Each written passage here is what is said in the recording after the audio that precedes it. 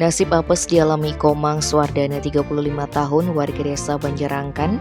Pasalnya gudang pemanggangan ayam miliknya ludes terbakar Rabu 18 April. Kebakaran terjadi saat Suwardana beranjak pergi ke kamar mandi lantaran kebelet pipis. Akibat kejadian itu korban mengalami kerugian 2 juta rupiah. Kapolsek Banjarangkan AKP Iwayan Sujana menuturkan kejadian berawal ketika Suwardana sibuk memanggang 50 ekor ayam untuk dijual di pasar Tampak Siring Gianyar.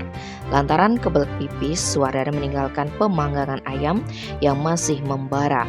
Selang beberapa menit, sang istri berteriak bahwa terdapat kobaran api di dalam gudang tersebut. Mendengar teriakan tersebut, Suwardana langsung keluar dari kamar mandi dan melihat api sudah membakar bangunan pemanggangan ayamnya. Dibantu warga dan keluarga, Suwardana mencoba memadamkan api dengan alat seadanya. Tak lama berselang, 2 unit mobil damkar Klungkung tiba di lokasi untuk memadamkan api.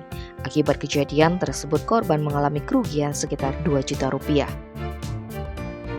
Tim Bali Express melaporkan.